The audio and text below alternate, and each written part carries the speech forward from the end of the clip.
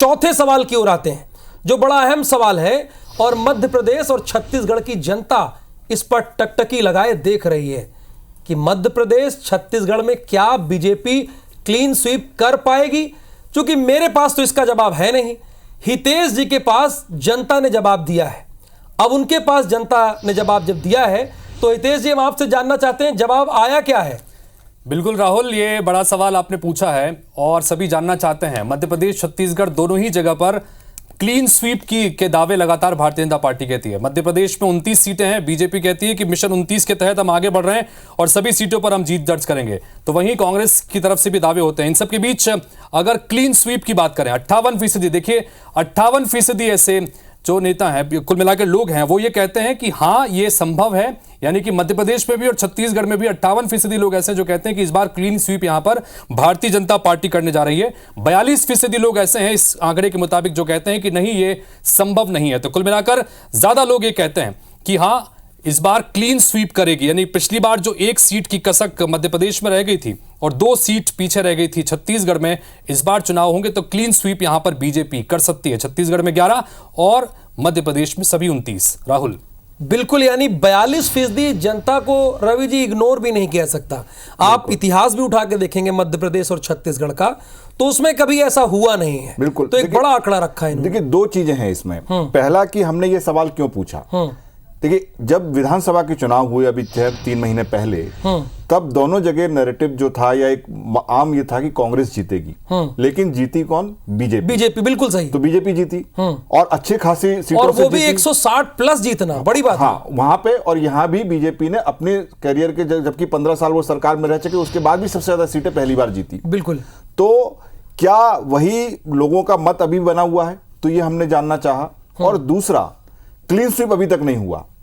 छत्तीसगढ़ में तो हमेशा 10 या 9 सीटें ही जीती है। बिल्कुल।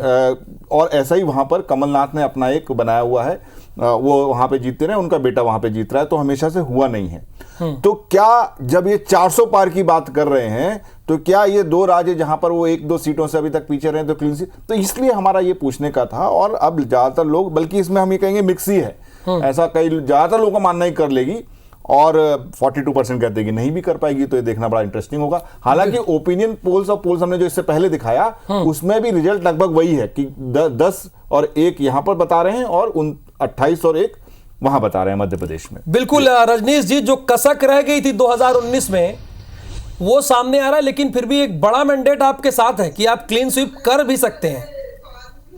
देखिए राहुल जी, जब हम ये बात करते हैं या परसेप्शन बनती है तो उसके पीछे बहुत सारे वजह होती है। 2019 की बात करें, 2018 में ताजा विधानसभा के चुनाव हुए थे दोनों राज्यों में, और दोनों राज्यों में कांग्रेस ने बहुत, मध्य प्रदेश में तो कांटे की संघर्ष थी, लेकिन छत्तीसगढ़ में तो एक तरफा हम लोग चुनाव में हारे थे। और 4 महीने बाद जब अप्रैल में चुनाव होना था तो कोई भी ये नहीं बोल सकता था कि छत्तीसगढ़ में बीजेपी 9 सीट जीतेगी, लेकिन हमने 9 सीट जीता, वहां 28 सीट जीते। और अभी हम इसलिए कह रहे हैं कि क्लीन स्वीप इसलिए होगा कि माननीय नरेंद्र मोदी जी के 10 साल के काम, और दिसंबर माह में जब चुनाव हुआ तो हमने जो मोदी जी गारंटी के नाम से, चाहे वो मध्य प्रदेश हो चाहे वो छत्तीसगढ़ हो, जो वादे किए थे, ठीक है, उन वादों के उसमें से बड़े वादे, चाहे सर आपकी बात हो गई लगभग, चूंकि मुझे 6वें सवाल पे भी जाना है। विक्रम जी यहां पर ये कह रहे हैं कि 10 साल मोदी का काम और जो दिसंबर में मोदी की गारंटी थी, जो हमने गारंटी दी वो तो हम कर रहे हैं, इस आधार पे हम कह रहे हैं कि क्लीन स्वीप कर देंगे। देखिए 10 साल में इन्होंने सरकार, केंद्र सरकार के रूप में काम करते हुए भारतीय जनता पार्टी, मोदी सरकार ने क्या किया नहीं किया ये जनता जानती है और जनता समय आने पर जवाब देगी।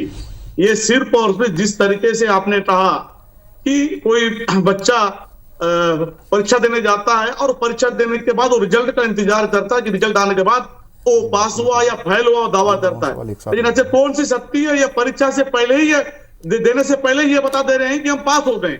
आप ये बताइए।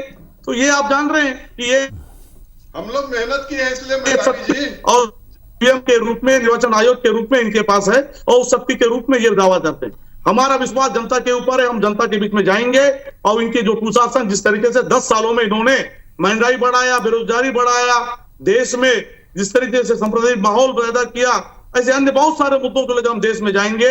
इलेक्ट्रोल बॉन्ड से इन्होंने उद्योगपतियों को जो पैसे वाले लोगों को लूटने का काम किया और उस पैसे को लूट वाले पैसे के साथ में ये विपक्ष दबाने का काम कर रहा है। इन तमाम मुद्दों को लेकर हम जनता के बीच में जाएंगे और आने वाला समय मजबूती के साथ इंडिया गठबंधन पूर्ण बहुमत से सताएगा, ऐसा हमें विश्वास है।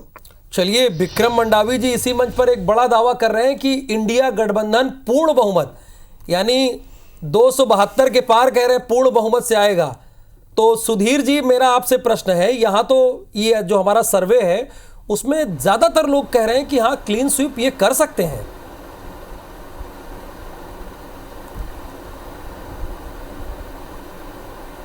जी, जिस तरह की तैयारी है इस बार भाजपा की, उससे ये संभव भी हो सकता है। हालांकि यहाँ मध्य प्रदेश में छिंदवाड़ा जीतना थोड़ा मुश्किल है, क्योंकि लगातार वहाँ कमलनाथ ने सिर्फ उसी क्षेत्र में काम किया है, एक तरह से कहूँ तो, और बहुत ज़बरदस्त काम किया है।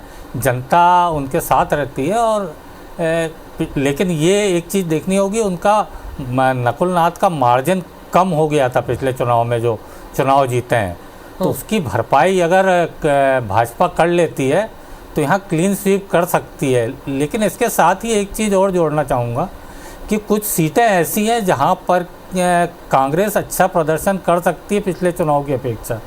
धार, मंडला, सतना, सीधी, ये कुछ सीटें ऐसी हैं जहाँ पर हो सकता है कि अप्रत्याशित परिणाम देखने को मिले। जो क्लीन स्वीप की बात हो रही है, तो हो सकता है कि यहाँ कुछ सीटें कांग्रेस जीत जाए। हालांकि ये बहुत फाइनल कमेंट इस सवाल का, सुधीर जी, चूंकि थोड़ा सा पांचवें प्रश्न में भी जाना है, तो नवोदित जी, चूंकि एक 42% तबका ऐसा भी है जो कह रहा है कि भाई क्लीन स्वीप नहीं कर पाएंगे, और कोई छोटा मोटा तबका नहीं, 42% बहुत बड़ा तबका होता है।